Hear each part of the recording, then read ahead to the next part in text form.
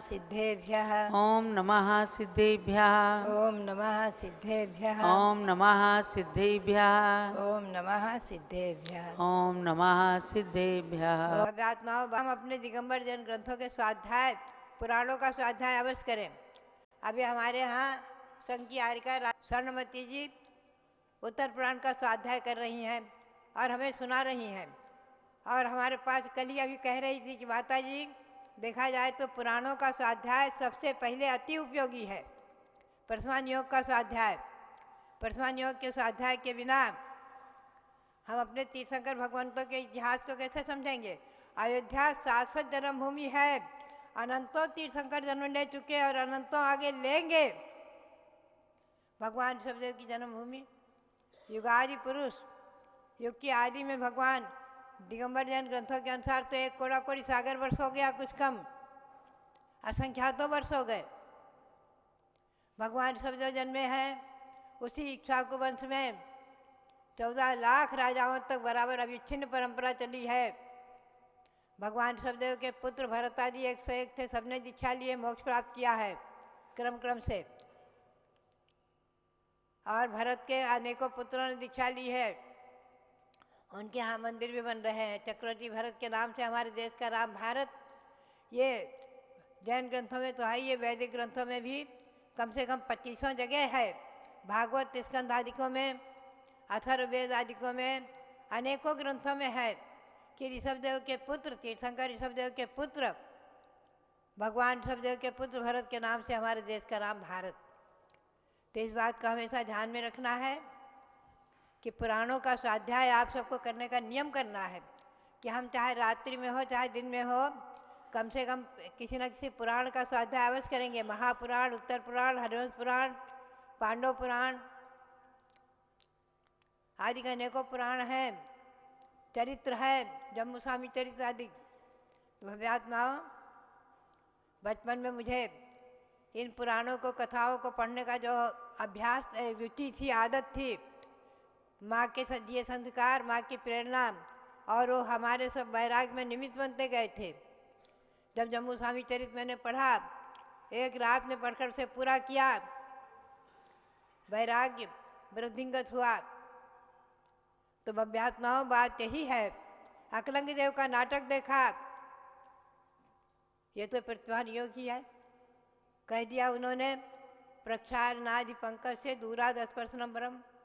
अरे कीचड़ में पैर रखना फिर धोना, पहले शादी करना, विवाह करना, गृहस्थाश्रम में रहना, फिर दीक्षा लेना, इससे अच्छा शादी नहीं करना अच्छा है। और बाल ब्रह्मचारी रह करके श्री अकलंग निकलंग ने खूब जैन शासन का प्रभाव किया है, प्रभावना की है, जैन शासन को दिग्गज व्यापी बनाया है। शास्त्रार्थ आदि करके जैन शासन की विजय पताका फहराई है।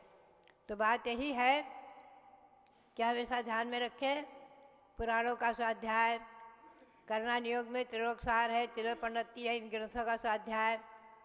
चलना नियोग में रतनगढ़ श्रावकाचार्य है, सागार धर्मामृत है, इन ग्रंथों का स्वाध्याय। उमा स्वामी श्रावकाचार्य है, आदि स्वाध्याय। द्रव्यानुयोग में तत्पाठ सूत्र है, समय सार है, पंचास्तिकाय है, अनेकों ग्रंथ हैं। इन सबके स्वाध्याय आदि से ही चारों अनुयोगों को, अभी कल ही आर्यिका चंद्रावती कह रही थी, हमारी प्रवचन निर्देशिका में हमने पहले लिखा हुआ है, बहुत पुरानी बात है, जब विद्वानों का प्रशिक्षण शिविर हुआ है हमारे सानिध्य में हसरापुर में सन 77 आदिकों में, तो मैंने लिखा था चारों अनुयोगों की सार्थकता। प्रथमान योग यानी पुराण आदि ग्रंथ, कर्णानुयोग यानी जिसमें लोक अलोक का वर्णन है, भूगोल, जैन भूगोल आदि का ग्रंथ, जम्बूद्वीप कहाँ है, लवण समुद्र कहाँ है आदि, हम कहाँ हैं। और चरणानुयोग जिसमें आचरण का वर्णन है, श्रावकाचार, मुनियों के मूलाचार आदि। और द्रव्यानुयोग जिसमें तत्वों का वर्णन है, जीवादि पदार्थों का वर्णन है। ऐसे पंचास्तिकाय, प्रवचन सार आदि, ये सब ग्रंथ, समय सार आदि के सब द्रव्यानुयोग में आते हैं। तो भव्यात्माओं, चारों अनुयोगों का स्वाध्याय क्रम क्रम से करना चाहिए, अपनी अपनी शक्ति और बुद्धि के अनुसार, अपनी अपनी योग्यता के अनुसार।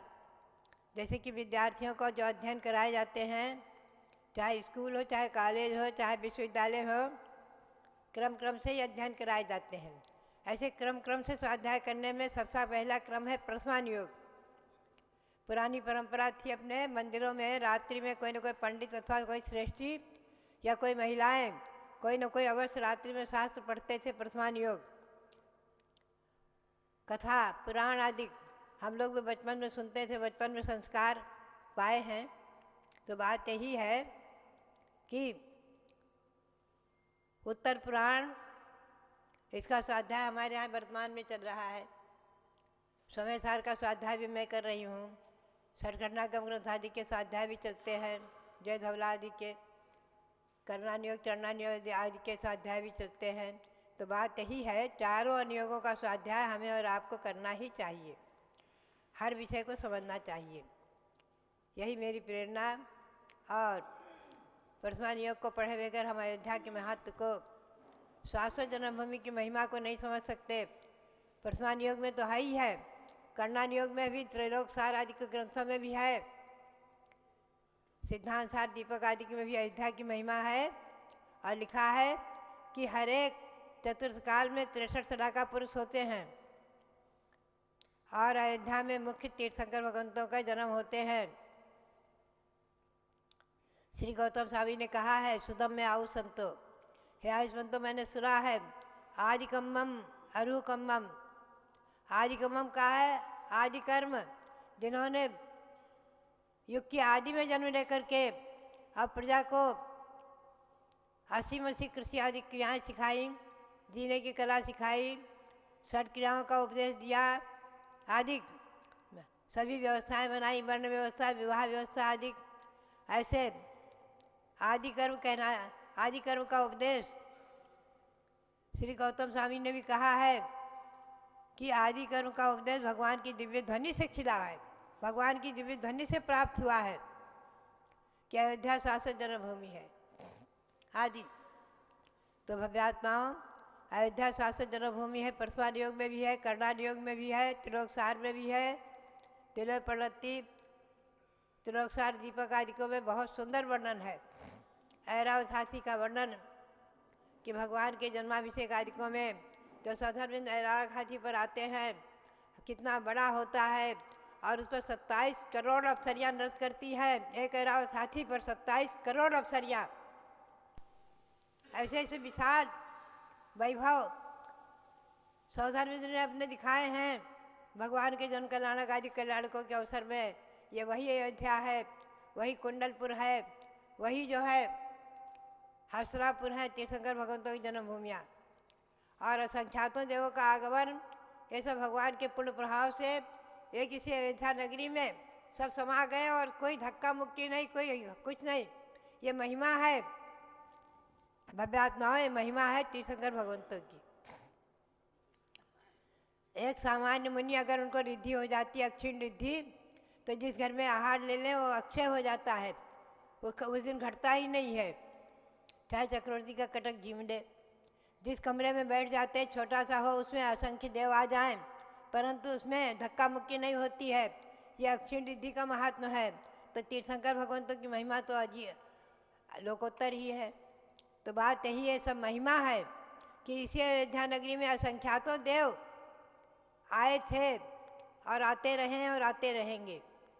ऐसी शाश्वत जन्मभूमि अयोध्या जयवंत रहे और कुंडलपुर आदि तीर्थ जयवंत रहें।